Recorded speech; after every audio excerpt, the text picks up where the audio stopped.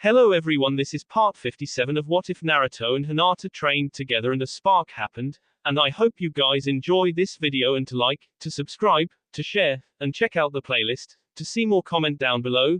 Now let's start the intro. They call me a god. They call me a god. They call me a god. Join my membership, the perks are great. It's in the description. Pain's Deva path dropped to one knee, panting. Two captains immediately closed in on him, shielding him from the other Shizokas and standing ready to assist the general if he requested anything. Are you alright, sir? The former Cloud Jonin asked quietly, as one of the giant crossbows thrummed next to them. I will be fine, Nagato's fragment answered. It was just exhausting, forcing those familiars to return home. It may take me a few hours to recover. Yahiko's subverted form rose gracefully back to his feet, and surveyed the battlefield. Leaf, sand, and stone ninjas flowed rapidly back towards their camp, while trying to avoid the bolts and stones joining the rain in pelting them. Continue firing, Pain ordered. Most of them will probably escape, but eliminate as many as you can. I will be in my room if you need anything. Nagato's sigh of release reflected his Deva paths, as half a continent away, Yahiko's body slumped into a chair. Guki looked at his student curiously and Kohaku looked worried. The Raikage and his wife were meeting with the real Rinnegan bearer in person so that the animal path did not need to divert from her task of watching and assisting Madara Uchiha. The Namakazes had been receiving updates on the rain and mines villages, as well as the attempt to infiltrate the Leaf. My apologies, Nagato offered. What is it? Kohaku asked gently. Unlike her husband, it had been some time since she had seen Pain's originator, and she was disturbed by how frail and tired he looked. Her sympathy for Conan increased slightly. Nothing important, he shook his head stoically. But she narrowed her eyes, staring at him aggressively, and he relented. My Deva path just disrupted an attack on the Rain Village by banishing 7 giant familiars, he explained, shifting ahead to the last report, and it was very draining to both of us. He just sat down in his room, and I could not help but share in his relief. The Six Tails Jinchuriki nodded her understanding. And Guki frowned in thought. Nagato, I want you to have your Deva path summon your Asura path to the Rain Village, the Leaf Traitor instructed, and then you can bring Yahiko back here and put him into stasis. The Rinnegan user considered that carefully. Guki knew as well as he did that only his main body and Deva path could summon the other paths. If Yahiko's body left the Rain Village, he would have to return there on foot. Are you sure? The ring-eyed man asked his teacher. I know that we lose the ability to rapidly move your paths between the rain and cloud, at least temporarily, Namikaze confirmed, but by your report, your Asura path is no longer needed in the Land of Silver, and giving your Deva path time to rest and recover will serve us better in the long run.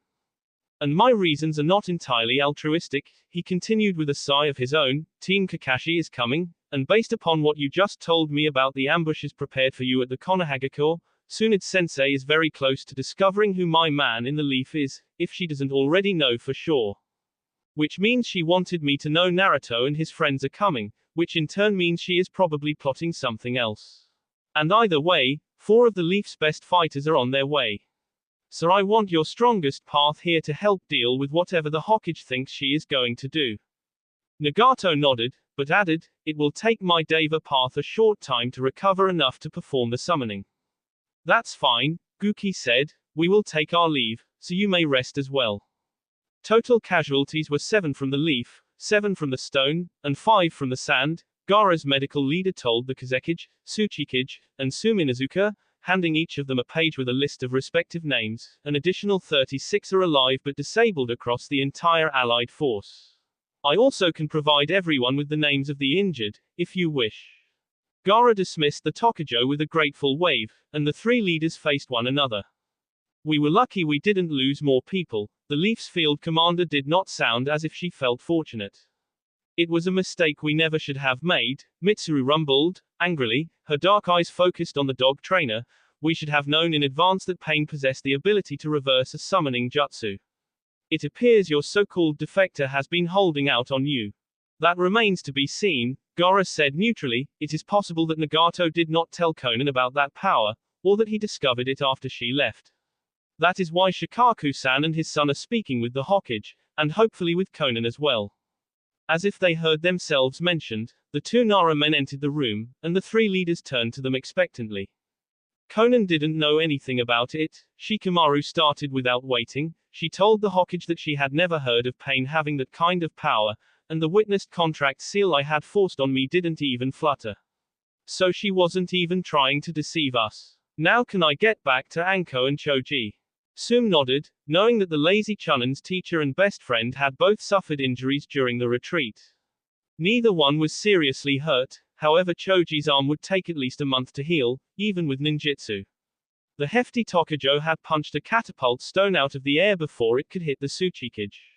Anko had taken a glancing blow from a ballista bolt, and despite Ino's insistence that she rest for a few days, the serpent summoner was chomping at the bit to get back to work, angered and insulted by Pain's removal of her reptilian allies.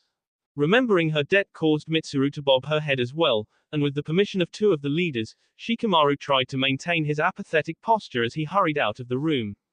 Shikaku joined Sum on the leaf section side of the now triangular table, and the four Jonin all paused to consider the situation.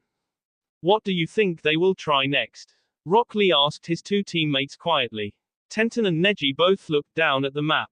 Though it was not quite as thoroughly marked as the one the army's leaders used, Neji's Byakugan plus some scouting and flirting by Tenten had afforded the trio a fairly accurate picture of the battlefield. The city can only be approached from the north or the west, and the only entrance is in Western Wall, which is also the most heavily defended, Neji pondered aloud, hoping his words would inspire himself or his friends. The southern wall is more lightly defended, Lee noted.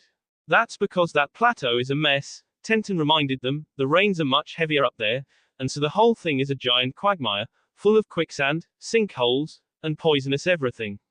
Even if we were able to navigate it, we would be too exhausted to mount a proper attack. And it is guarded enough that they would almost have to see us when we tried to climb down into the village. And the river is also impassable, Neji continued. I have heard that the stone ninjas tried to tunnel in early on, Lee informed them, but they were discovered before they reached the wall, and the Shizokas collapsed the ground on them. They lost 3 good squads in the attempt. The main issue is the wall. The Hyuga Jonin ran his finger over the mark on the map. It acts as both a defensive position and a weapons platform. And between its strength and the weather, our jutsu so far have been ineffective. It is merely stone, the chakra inert Tokujo insisted. If I could get close to it, I could make us our own gate. He punched his right hand into his left hand, striking first with extended knuckles before closing into a fist. Neji recognized the technique he was pantomiming and nodded. Yeah. Tenten's eyes lit up and she looked down at the map again. That could work. She jumped up and stepped towards the door to the tent, stating, come on, you guys. We have to go talk to Sum-san and the others. What are you thinking? Neji asked his fiancée with a slight grin, caught up in her exuberance. I'll fill you in on the way, she answered with a confident smile. Tenten struggled to control her shivering as she stepped into the river, the water frigid even though it was technically summer. Still on shore, Neji and Shikamaru each had one hand on her shoulder and another on her waist, both to steady the kunoiki, and to feed her chakra. Still, her body quaked despite her best efforts, and not just from the cold. She had been excited and self-satisfied as she had presented her strategy to the Kazekage, Tsuchikage, and the Nara and Inuzuka clan leaders. After a short discussion, and a few suggestions and adaptations from the 4 leaders, they had ratified her plan. But now that the time had come to it, she could not help but be nervous. If even one of the worst-case scenarios came to pass, 40 of the strongest ninjas in the invading force would be dead, all because of her bright idea. An explosion on the far side of the rain village lit up the night for a moment, signaling the start of the attack on the main gate. The young Jonin steadied herself, and wrapped a tiny flow of fire chakra around her legs. Inu, Saru, Tori, Hitsuji, she intoned for the second time in 4 days, drawing extra energy from her allies, summoning jutsu. There was a brief splash as multiple tons of ninja tortoise displaced the water. Fortunately the guards were distracted by the clamor on the opposite side of the village, and did not notice. Kamiko arrived fully submerged in the deep waterway, but she had been briefed in advance by her human ally. The giant terrapin had been more than happy to assist in her friend's plan, to have a chance to avenge the humiliation her clan had been handed by Pain. The humans jumped quickly onto the turtle's barely covered shell, using their chakra to cling to the reptile as the river made a strong bid to wash them away. As soon as everyone was aboard, Gaara and 2 stone ninjas began signing, while Shikamaru and a quartet of sand and leaf ninjas began to ready 2 complementary techniques. Doton, granite tent, the Kazekage and his allies said in unison, struggling to pull up rock and mud from the riverbed, forming a second dome over the top of Kameko's shell. The barrier protected the ninjas from the water, and the tortoise began to march carefully forward, dropping slowly out of sight in the yawning abyss of the river, aided by the dark, perpetually cloudy night. All 3 human kept up the flow of earth chakra, both to keep the tent from being eroded or dislodged by the water, and to lift it so that Kameko did not have to bear the full weight of the stone. Ninja art, obscuring Sand's jutsu, Shikamaru and the 2 sand ninjas working with him intoned. Though none of them could see it, the outside of the dome and of Kameko began to bear a low-level visual contact genjutsu that would hide them should any of the guards happen to look down. Fuyuton, Spelunker's friend Jutsu, exclaimed the last 2 members of what Lee had termed the submarine crew. The wind chakra art renewed the air continuously, as the tortoise plodded stealthily along the bottom of the river, drawing slowly closer to the wall around the hidden rain village. Close up the right flank, Baki instructed in a voice not his own, as one of the sand ninja teams drifted out of position, creating an opening for the Shizokis to fire on the warriors who were preparing a massive lightning jutsu to try to destroy Hidden Rain's gate. A stone Tokujo stepped in and stopped a ballista bolt from skewering the leaf shinobi who was the focus of the ritual. The Land of Air Jonin started to issue another order, but had paused to make sure he phrased it correctly. Baki had assumed the form of the Kazekage, so that Gaara's presence would not be missed by Pain. This also forced him to try to speak in his leader's careful, deliberate manner. Only the commanders of the diversionary attack were privy to the deception, and he was not about to let the rank-and-file warriors catch on to the disguise. Tsutomu, your new target is the southernmost platform, the Kazekage ordered, and the other sand Jonin leaped into action. After almost 40 minutes, the ninjas felt the tortoise start to incline upwards as she reached the opposite shore. The familiar stopped, and a low tone echoed through her shell, quietly forming into the words, "With air." Gaara twisted his hand, and a hole opened in the dome. Then he pushed his palm out, and the stone moved out in a platform towards the wall.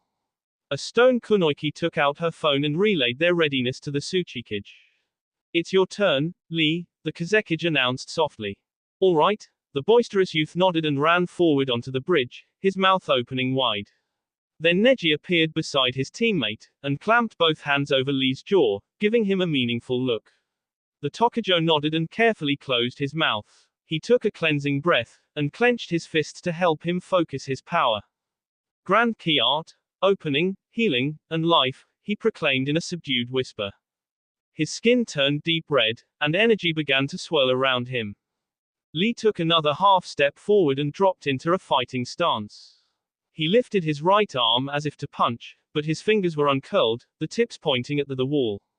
And while still maintaining his portion of the dome, Gaara activated a technique to speed up his vision, to see if what Tenten had told them was accurate. Lee hopped forward and his arm shot out. Even with his temporarily boosted eyesight, the Kazekage could barely track his former opponent. For a half a heartbeat, nothing seemed to happen. Then the wall exploded, spraying particles of dust in both directions. But the sound was muffled by the roar of 1,000 lightning bolts, when their allies on the other side of the wall unleashed their Raten technique. The hole before them was almost 20 feet in diameter, but tapered off as it passed through the 30-foot thick rock barricade, leaving only an 8-foot breach on the far side. Gaara's eyes widened. Lee had described the technique, but to strike one point on a target's body 6 times in less than 1/100th of a second seemed improbable. And even knowing what he did of the Futai no Kiwami, the former Jinchuriki had not expected this exponential power increase from its threefold cousin. "This is the power of Rokuju no Kiwami," he murmured, as Lee closed the inner gates, and Ino darted forward to examine the bowl-haired Tokujo. The other ninjas did not pause, but began to move through the new entrance, knowing that despite the distraction, there was no chance the billowing debris and sudden hole in the wall would not be noticed. "Don't be too impressed." Neji stopped next to the wind shadow with a knowing grin, "It's much less useful in real combat." Gaara's blue eyes locked on Neji's white orbs in askance, and the Hyuga Jonin elaborated.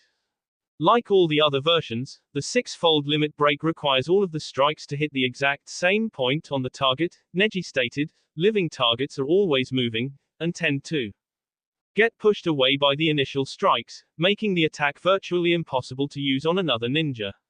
In a fight against a person, Lee would be lucky to land 4 hits, so he might as well use the Yoju no Kiwami, which he can do with only the first 2 gates. The Rokuju no Kiwami is really only usable against large, immobile targets. Still, it is what has given us this chance, Gaara responded. Then let us not waste it. Lee grinned and shot him a thumbs up. The rest of the strike force had entered the city, leaving the Kazekage with Lee, Neji, and Tenten on the stone bridge between the summoned turtle and the wall. Thanks, Kamiko, Tenten told her familiar, and then said, dismiss. Gaara allowed the last of the granite tent to collapse into the river as he and the 3 members of Team Guy raced into the hidden rain village. I assume you have asked us to come here to discuss the failed attack from earlier this afternoon. Koharu said sharply as she settled gracefully into the chair opposite the Hokage, but can we dispense with the gloating? I would never rub it in your faces that I was right about Guki countering our invasion with one of his own, even though you 3 all said I was being paranoid. Koharu Dono, Tsunade insisted magnanimously, as the 2 male elders sat on either side of the female comrade, and you would be wrong about why I summoned the 3 of you here. The septuagenarian Kunoichi stared at her leader with a mix of disdain and curiosity, while Danzo's face remained blank, and Homura looked confused. I'm sure you are all aware, we have a mole, the Sannin opened, fishing slightly. Danzo did not react, but both of the third's former teammates looked rattled. During the unofficial mission to rescue Nyoko Honokata, we began to notice that Guki's forces were moving and acting as if they were aware of our plans. Yes, we all have heard your suspicions, Danzo interrupted, his tone mildly dismissive. Not suspicions, Tsunade shook her head smugly. During the liberation of the grass country, we were able to prove there was someone feeding Guki information. We changed the plan after our people left the village, and limited the information to those in the attack force. Pain's leader's reactions to the attack only made sense if he was already aware of the original plan, and not privy to the updated strategy. Then you have summoned us because. Homura adjusted his glasses thoughtfully. Because only a handful of people had the full original battle plan, Tsunade stated, a few of the highest-ranked members of the Jonin Council, the various clan leaders, the 3 Leaf Elders. You. Koharu spun to her right to glare at Danzo, assuming a defensive posture while staying seated. You betrayed the Leaf Village. That is quite a logical leap, the leader of the Anbu en route said impassively. Not really, the other male elder considered it. You have been trying to undermine and replace Tsunade almost since she installed as Hokage, Koharu insisted. The same could be said of both of you, Tsunade remarked with bland amusement. We may have attempted to guide you somewhat, forcefully, the female elder admitted defensively, but we never sought to embarrass or remove you. Danzo always was, shall we say, enamored with Guki. Homura changed the subject. You were quite vocal in favoring Guki as Sarutobi's first choice for the 4th Hokage, Koharu remembered, and when the elder Namikaze turned down the position, you tried to talk him into reconsidering. How many times did you ask Guki to join the Anbu? At least 10, that I observed, Homura continued as soon as his teammate paused for breath. Danzo's perpetual scowl deepened at the damning question, and he took a breath to answer. Speaking of the Anbu, Koharu suddenly jumped in before the cycloptic elder could argue. I always found it suspicious that Nyokoheim's 4 Anbu guards were disabled without even one of them having an inkling that they were under attack. But if Guki knew who they were, and how they were deployed, it becomes much more plausible. And that's assuming they were not ordered to collude with Guki, Homura nodded. As their tirade of accusations faded, Danzo rose slowly from his chair. 20 of the invaders crouched just outside the visual range of the main gate. The first of 2 who had been left behind was the Kunoichi who had been trapped by Sasam Fuma. The former mine's Tokujo had lacerations across her torso that were beyond their field medic's ability to repair. The other injured Shozaku was a male-adapted Jonin who had proven to be allergic to one of the substances in Shizun's concoction. Pain's remaining forces waited patiently, yet cautiously. The traitor had sent him another missive, promising to open the way for them within the hour. Nagato was not entirely sure he trusted the communication, but could not pass up the opportunity that it was genuine. It seems you have found a way to eliminate me, Tsunade-hime, Danzo stated, his flat voice both mildly bemused and slightly offended. Please, sit down Danzo-san, the last Sannin said apologetically. His eye widened in surprise, and he complied. As much as I hate to say this, Danzo isn't the traitor, she told the other elders firmly. He's a manipulative bastard and a warhawk, but he's also totally loyal to the Konohagakure and the Land of Fire. When Guki refused to return and was declared a missing nin, Danzo was most vocal about hunting him down at any cost. That could have been a smokescreen, Koharu interrupted, or he could have changed his mind after the deaths of the fourth or the third. It's not impossible, Tsunade conceded, but I also can't see Danzo placing himself as Guki's subordinate, or destroying the way of the shinobi. Danzo inclined his head slightly, an expression foreign to Tsunade in his lone eye, respect. Besides that, I have proof of who the traitor is, the medic continued, and it isn't Danzo. Oh, Koharu bit, sliding an inch forward in her chair.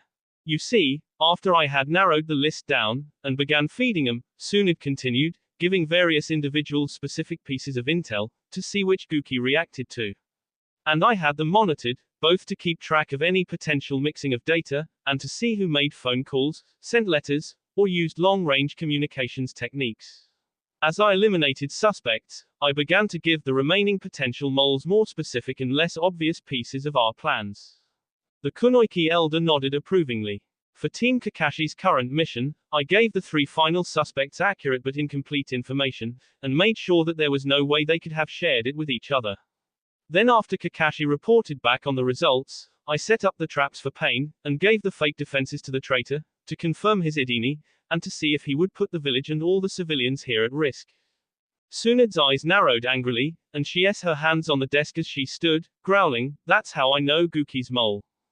Time seemed to slow, as Homura flipped backwards out of his chair, placing 4 paper bombs in the air even as he signed. Koharu turned towards her former teammate, even as she leaned away from him in instinctual defense. Danzo leapt to his feet a half an instant later, as the traitor finished his jutsu. Kaiten, focus detonation jutsu. The male elder shouted. The 4 tags exploded, and their inferno and impact were all channeled into a tight cone aimed at Tsunade. Koharu was caught by the edge of the attack, but managed to cover her face, so only the backs of her arms were scorched as she was thrown into the wall.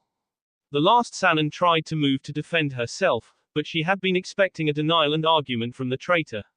Caught off guard by the sudden attack, she could not create a jutsu or fully dodge. Though he was a moment behind his former comrade, Danzo moved with speed that belied the permanent damage to his face and arm. But the Anbu leader did not have time to craft a counter technique, so he did the only thing he could and threw himself between the Hokage and Homura's attack. He channeled most of his chakra into his body and his robes, hardening them against the heat. Then he poured every scrap of energy he had left into his feet so the explosion would not throw him forward. For one heartbeat, Danzo stood before Tsunade, creating a break that forced the inferno to flow around her. The windows behind the Hokage exploded outward, but the jutsu did not touch her. Then the attack ended, and her politic rival collapsed forward. His back was seared black, and the mere movement of falling caused the charred flesh to crack and flake, allowing B to seep through. Danzo lifted his head, and when he saw the Hokage was unharmed, he grinned smugly. The bandage that had covered his ruined right eye was burned away, revealing a blind, sickly yellow orb. The ANBU's leader had lost his right eye in battle, and his body had rejected the replacement.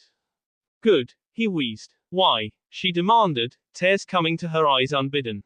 I am a patriot, he confirmed. I could not let a traitor KR rightful Hokage, gay, especially not in a time of war. He slumped down on her desk, his chest no longer moving. She moved to check on him, when she heard a cough and saw Koharu try to rise. Realizing there was nothing she could do for Danzo, Tsunade rushed over to the female elder, and began to check her injuries. How did you come to suspect Homura? It could not have just been the information Guki had. Tsunade recognized the question as Koharu's way to both keep herself awake, and focus on something other than the pain. Do you remember Homura's last team? The Hokage engaged her patient's mind. Hisashi Hyuga, Ichibei Sarutobi, and Sakura Futaba, was it not? Koharu struggled to remember events almost 2 decades prior. Yes, Tsunade agreed simply. It was just after Hisashi and Sakura made Jonin, and Ichibei made Tokujo. The fourth sent them on one final mission together. It was supposed to be a simple B-rank job, taking out some bandits. But something else happened. The concussed woman dredged up the memories. It was Guki, wasn't it? Yes, that was right after Minato was forced to declare his brother a missing nin, and Homura and his team were the first ones to encounter him. Guki knocked out Hisashi in less than a minute. Then he broke Homura's left arm and disabled him with the Ranshinsho. Homura was forced to watch as Ichibei and Sakura struggled against Guki. Ichibei fought like a madman, refusing to give any quarter or back down, and Namikaze hurt him, bad. After that, Sakura fled in terror. When she worked up the nerve to come back, she was surprised to find them all still alive, and Hisashi was starting to wake. She and Hisashi brought Homura and Ichibei back here. But it was too late for Konohamaru's dad. The damage Guki inflicted left him with a permanent limp and limited use of his left hand, and he was unable to continue as a shinobi. And Sakura was too humiliated and too terrified to go on any more missions, so she resigned her post and was decommissioned. Only Hisashi recovered. According to Homura's debriefing, Guki left immediately after Sakura retreated. But the doctor's reports indicated that it appeared some simple healing had been performed to stabilize Ichibei. And Minato's notes indicated that Homura did not seem angry or sad at what happened to his team. The fourth thought that even though he hid it, Homura seemed to be impressed by Guki. You believe Guki kept Ichibei from dying? Koharu's speech was more steady thanks to Tsunade's efforts. And Sakura was gone long enough that Guki and Homura could have had a nice little talk before she came back. Tsunade expanded on her reasoning, so Homura might have been Guki's man all this time, or he might have had years to mull over Namikaze's actions before finally deciding to switch sides. Shouldn't you go after Homura? The elder suddenly had a moment of clarity. I need to make sure you're stable. First, Tsunade glanced towards the door angrily. It would be a problem if we lost all three elders in one day. Besides, I already have a few people who are watching. Shizune ran into the room without bothering to knock, and the last Sannin thought, it took you long enough. Lady Tsunade, what happened? The younger medic asked as she started to assist her mentor. Hana Inuzuka and her two canines stood by the door on high alert. Homura is the mole, the Hokage explained quickly. He attacked us, but Danzo protected me. Shizune's eyebrows shot up in amazement, but she did not say anything. I need to go after him. The last Sannin contradicted her previous statement. Can you handle things here? Of course, milady. Be careful. We'll come with you, the veterinarian insisted. No. Tsunade shook her head. I already have some reinforcements out there. You three guard Shizune and Koharu. Without waiting for an agreement or an argument, Tsunade charged out the door, her face livid as she let her emotions loose. She yanked out her phone, and nearly broke the buttons as she jammed in the number. Yamato, she barked into the device, I need your teams in conference room 3, 5 minutes ago. Pain, Homura whispered into his cellular, crouched in a shadowed alley, I've been made. But the plan is still on, we simply need to move up the timetable. I will be at the main gate in no more than 20 minutes. Homura paused on the second-story roof of a staggered 3-floor building. The tree in front of the apartments, and the two larger structures to the side and the back afforded him a high degree of cover. Panting slightly, he took out a food pill and bit into it. The supplement was slightly bitter, so he washed it down with 2 quick swallows from the bottle of grape juice he had stolen to wet his dry throat. The traitor took a deep breath and waited for his body to recover. Though he had maintained the rank of Jonin 7 years ago, and his mind was still sharp, his stamina and chakra supply had diminished rapidly over the last 3 years. He fully expected that the next time he was forced to renew his credentials, he would be demoted to Tokujo. The advanced fire technique he had used in the Hokage's office and the energy he spent to boost his speed in his subsequent flight had left the old man feeling drained. Damn that Danzo, he thought, who would have thought he would protect Tsunade? Now she will be coming after me. He chewed on a second tablet and took another sip as he considered his last thought. No alarm had been raised yet, not had there been any guards outside the Hokage's office. Did that stupid slug expect me to go quietly? He wondered, or did she still have doubts about my allegiances? Could I have talked my way out of that? Or is she trying to use me again? Does she think I will lead her to pain? Could she have some idea of my plans? The fallen elder shook his head. I can't afford to second guess myself now. The longer I delay, the more chance they have to find me, or find the bombs. His breathing and heart rate down, and his chakra recovering nicely, Homura took a quick look around before proceeding to the next shady spot.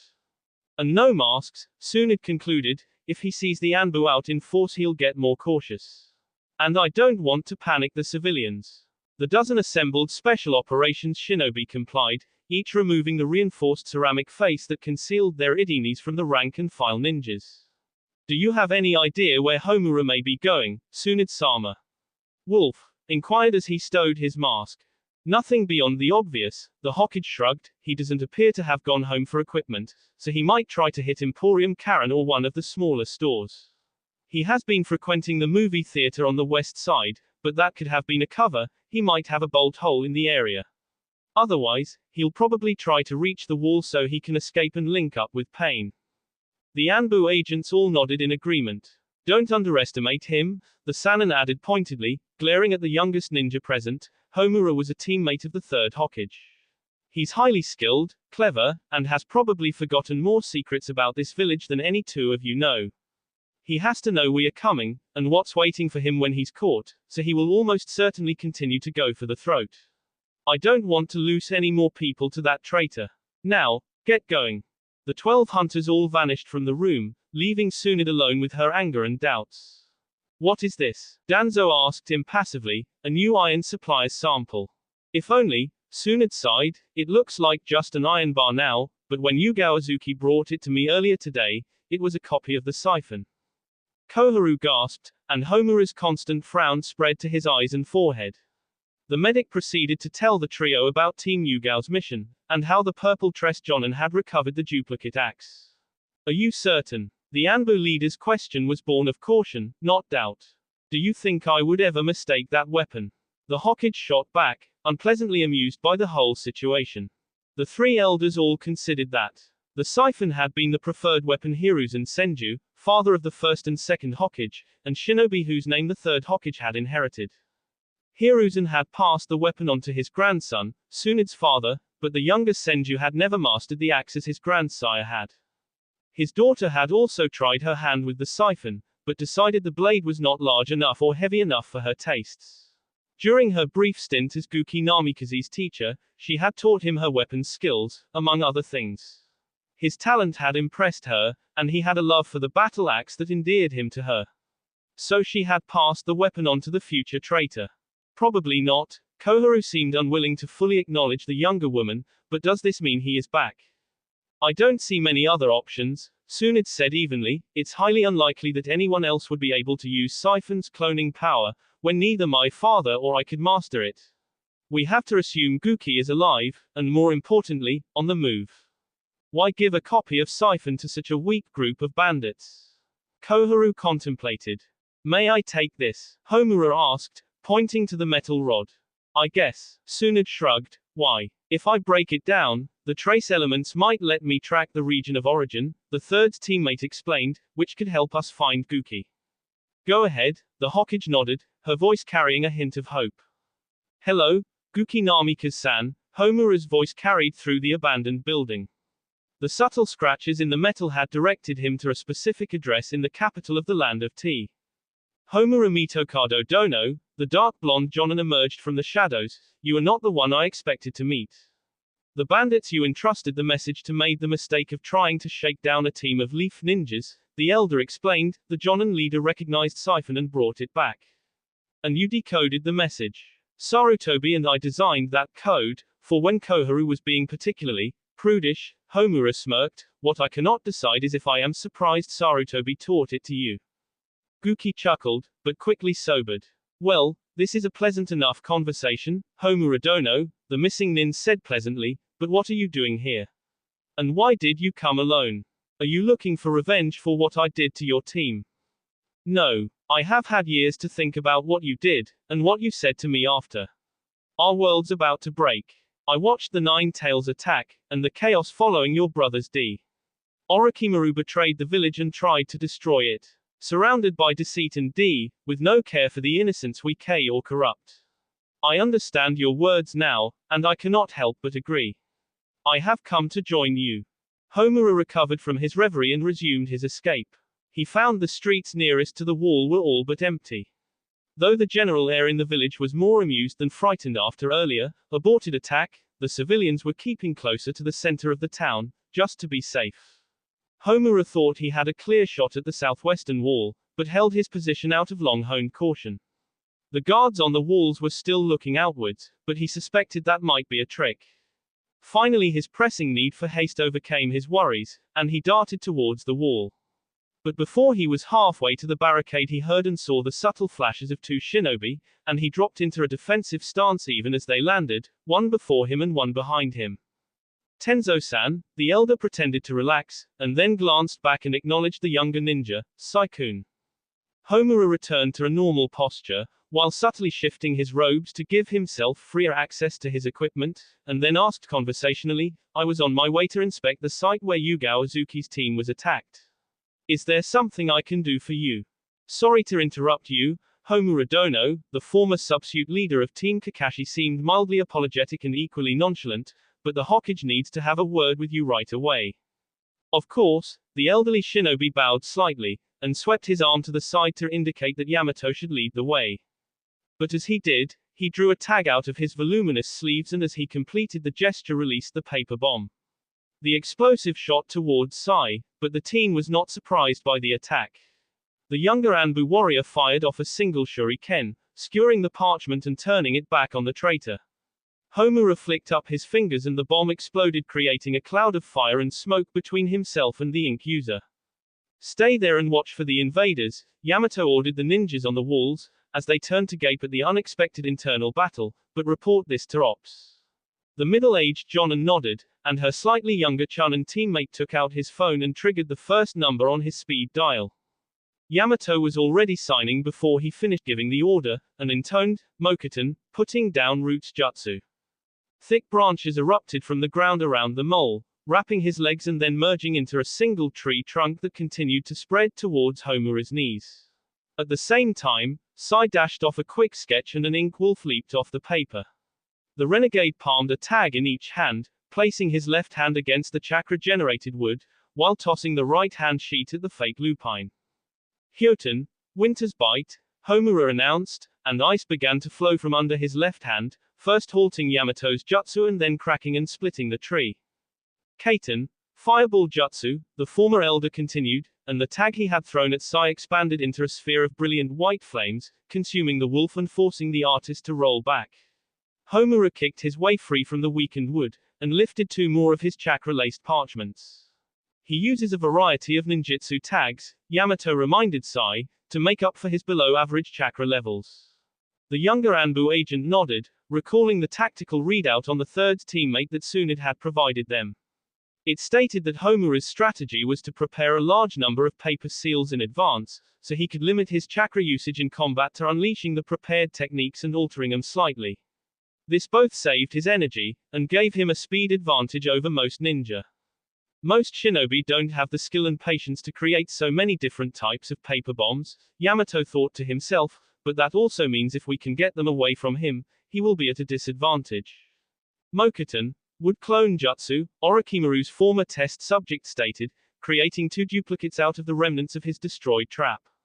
The copies ran forward, engaging the elder in melee combat while Yamato and Sai continued to hang back, both to block any attempt to escape and to utilize ninjutsu. The first clone grabbed for the traitor's left arm, trying to implement the plan to remove or restrict Homura's jutsu tag usage.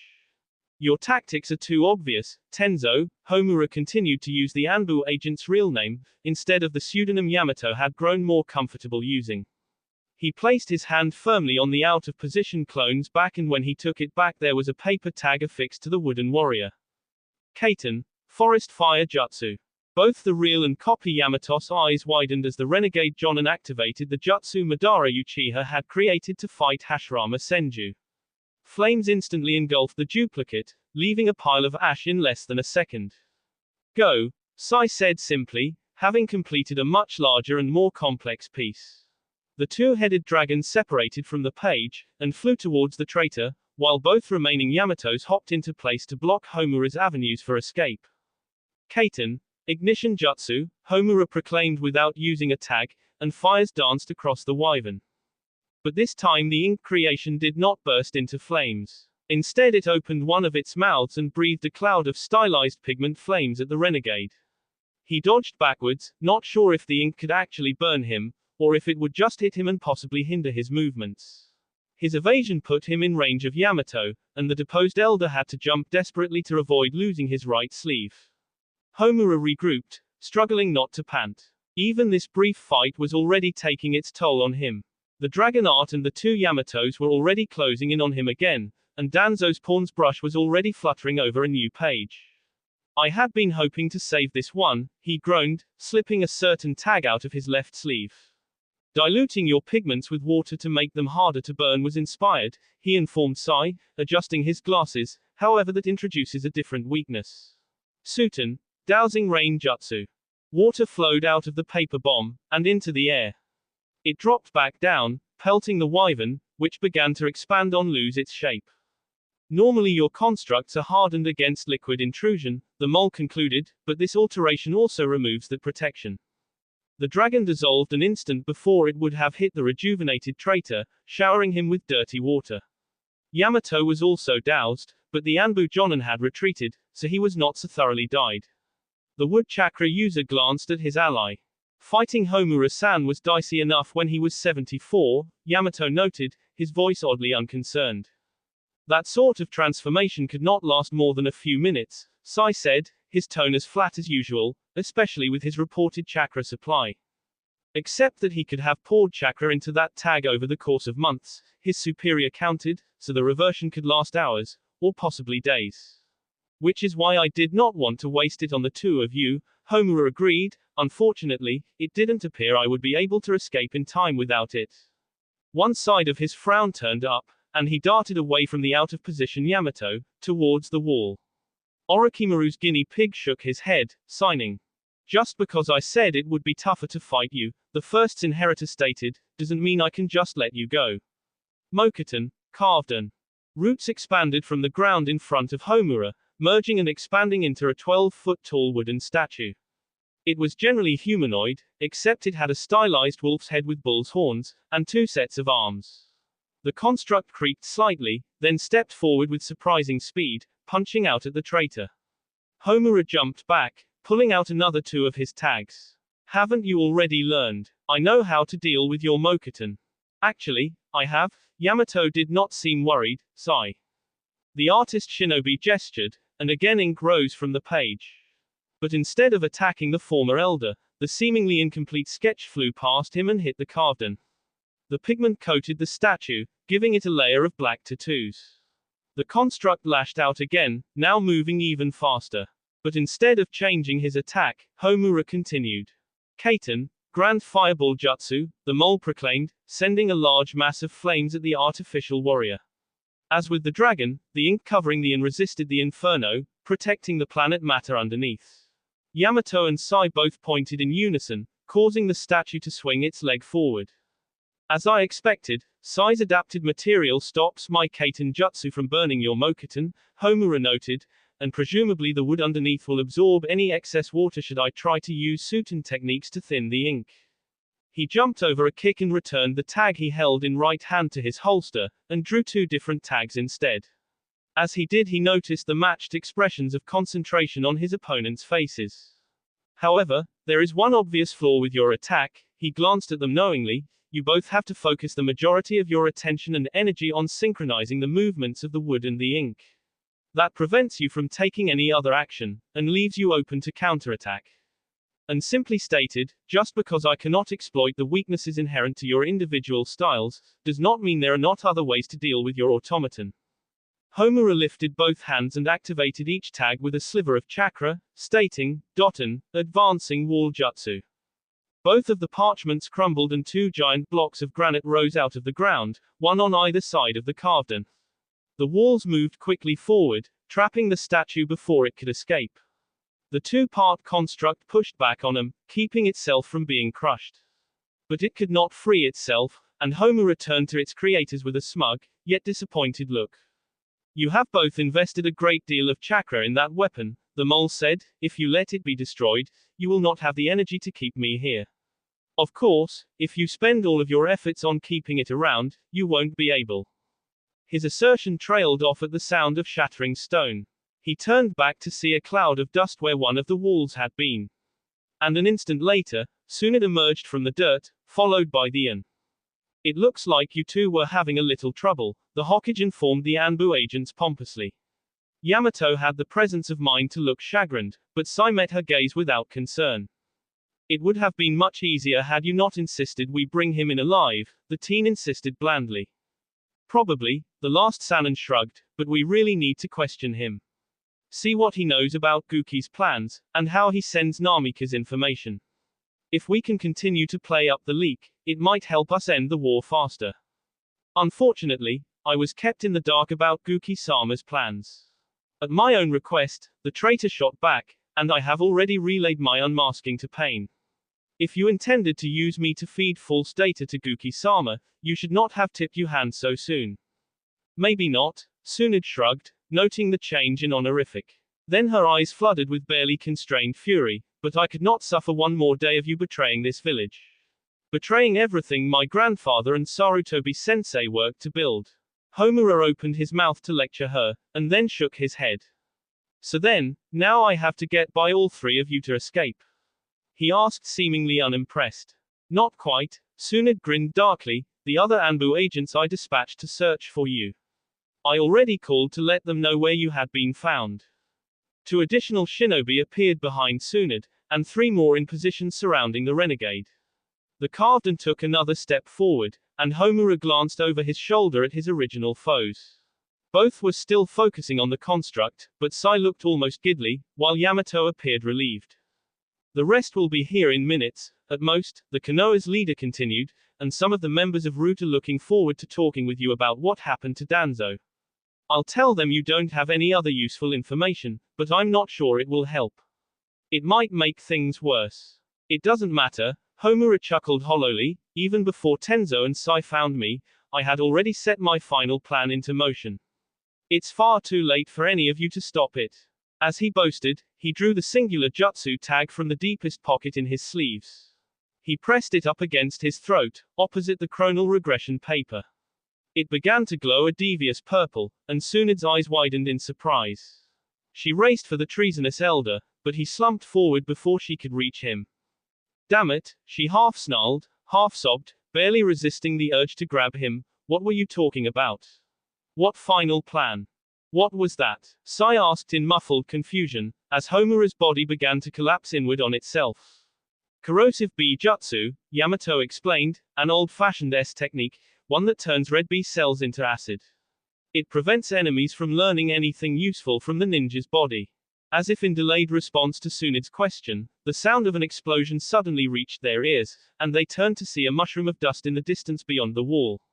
They realized Homura must have seen the beginnings of the cloud, even as he himself. The Hokage's expression turned to one of fear, and Yamato blinked as if he had suddenly bitten into something unexpectedly foul. No, the medic stood, appearing to want to act, but frozen in place nevertheless. He blew up something outside the village. Sai prompted his superiors, given your reactions, it must be significant. What is it? Judging by the size and location of the pillar at the time the sound reached us, Yamato whispered in uncertain awe, it appears the source of the explosion was the Konoha Strict Correctional Facility. That prison houses 83 of the worst Chunin or higher-ranked criminals from the Leaf, Mist, and other lesser villages in the region, Tsunade stated, her voice flat, none of them decommissioned. Well, the faces are different, but the eyes are the same. I see you finally came for me, Pain. The woman known as the Reaper stared at him with expectant eyes, after she emerged from the wreckage of the prison's main gate. Not just you, the human path told her, switching his personality, his words suddenly dripping with concern and sincerity. He jumped onto a chunk of fallen rock, and addressed the stunned crowd of freed criminals. I doubt you have been informed, but the Leaf Village is at war, and thus is sparsely guarded at the moment, he told them, his voice ringing with violent suggestion. Anyone interested in helping me stomp 'em out? That will be all for this video. Be sure to like, subscribe, share, and comment down below for more videos. Goodbye.